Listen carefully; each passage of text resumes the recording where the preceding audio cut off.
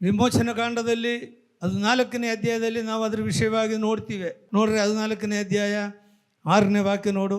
ಆಗ ಫರೋಹನು ತನ್ನ ರಥಬಲವನ್ನು ಸಿದ್ಧಪಡಿಸಿಕೊಂಡು ತನ್ನ ಭಟರೊಡನೆ ಹೊರಟನು. ಶ್ರೇಷ್ಠವಾದ 600 ರಥಗಳನ್ನ. ಎಷ್ಟು ರಥಗಳು? 600 ರಥಗಳು. ನೋಡ್ರಿ, ಆರಾಧನೆ ಮಾಡುವವರಿಗೆ ವಿರುದ್ಧವಾಗಿ ಫರೋಹನು 600 ರಥಗಳನ್ನ, ಮತ್ತಷ್ಟು ರಥ ನೋಡು ಕೆಳಗಡೆ, ಐಗುಪ್ತ ದೇಶದ ಎಲ್ಲಾ ರಥಗಳನ್ನು ತೆಗೆದುಕೊಂಡು, ಎಲ್ಲಾ ರಥಗಳನ್ನ ತೆಗೆದುಕೊಂಡು, ಆ ಎಲ್ಲಾ ರಥಗಳಲ್ಲಿ ಭಟರಿದ್ದರು.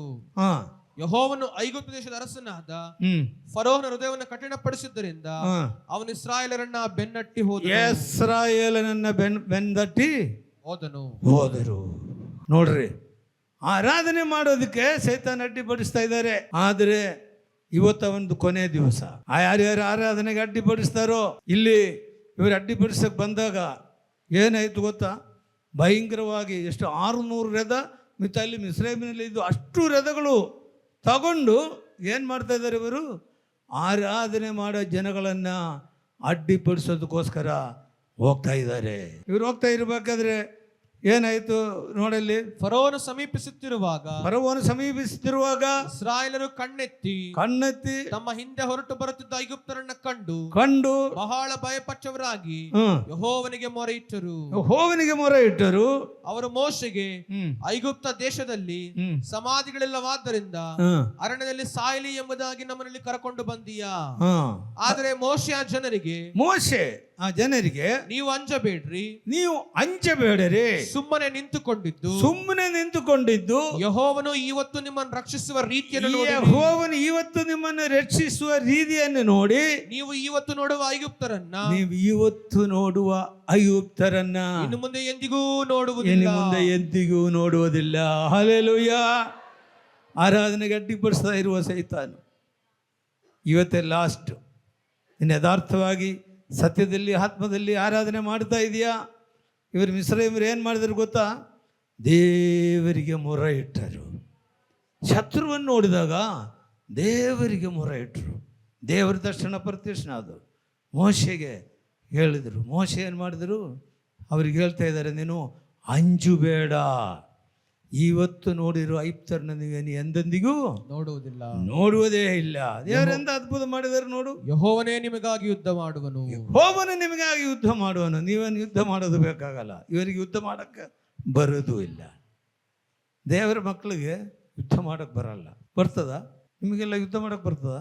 ಆತ್ಮೀಕವಾಗಿ ನಾವು ಯುದ್ಧ ಮಾಡ್ತೀವಿ, ಆದರೆ ಶಾರೀರಿಕವಾಗಿ ನಮಗೆ ಯುದ್ಧ ಮಾಡೋಕ್ಕೆ ಬರಲ್ಲ. ಯಾರಾದರೂ ಹೋದರೆ ಒದಿಸ್ಕೊಂಡು ಸುಮ್ಮನೆ ಇದ್ದು ಬಿಡ್ತೀವಿ ಅಷ್ಟೇ. ನಮಗೆ ಯುದ್ಧ ಮಾಡೋಕ್ಕೆ ಬರಲ್ಲ. ಹಲ್ಲೆಲೂಯಾ. ಆದರೆ ಸೈತಾನೊಂದಿಗೆ ನಾವು ಹೋರಾಡ್ತೀವಿ, ಮನುಷ್ಯರೊಂದಿಗೆ ನಾವು ಹೋರಾಡೋದಿಲ್ಲ. ಹಲ್ಲೆಲೂಯಾ. ಇಲ್ಲಿ ಅದೇ ಕೊಡಿ, ಇವರು ಇಸ್ರೇಲ್ ಜನರಿಗೆ ಏನು ಗೊತ್ತಿಲ್ಲ? ಯುದ್ಧ ಮಾಡೋಕ್ಕೆ ಗೊತ್ತಿಲ್ಲ. ಅದಕ್ಕೆ ದೇವರು ಹೇಳ್ತಾರೆ, ನಾನು ನಿಮಗೋಸ್ಕರ ಯುದ್ಧ ಮಾಡಿದ್ದೀನಿ, ನೀವೇನು ಮಾಡೋದು ಬೇಡ. ದೇವರು ಹೇಳ್ತಾರೆ, ಇಸ್ರಾಯೇಲ್ ಜನರಿಗೆ ಮುಂದಕ್ಕೆ ಹೋಗುವಂತ ಹೇಳು ಎಂಬುದಾಗಿ. ದೇವರೆಂದ ಅದ್ಭುತ ಮಾಡಿದ್ದಾರೆ ಗೊತ್ತಾ? ಏನು ಅದ್ಭುತ ಮಾಡಿದ್ದಾರೆ ಅಂದರೆ ನೋಡ್ರಿ, 19ನೇ ವಾಕ್ಯ ನೋಡು.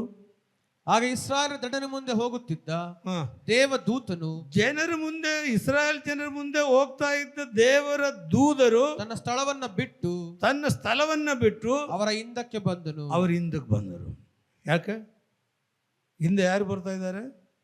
ಶತ್ರು ಬರ್ತಾ ಇದ್ದಾರೆ. ನಿನಗೆ ಯುದ್ಧ ಮಾಡಕ್ಕೆ ಬರಲ್ವಾ? ಮುಂದೆ ಇದ್ದ ದೇವರ ದೂತರು ಹೋಗಿ ಹಿಂದ್ಗಡೆ ನಿಂತ್ಕೊಂಡ್ರು. ಹಲ್ಲೆಲೂಯಾ. ಅದು ಮಾತ್ರವಲ್ಲ, ಮತ್ತೆ ನಿಂತ್ಕೊಂಡ್ರು ನೋಡೋದನ್ನ. ಅವರ ಮುಂದಾಗಿದ್ದ ಮೇಘಸ್ತಂಭವು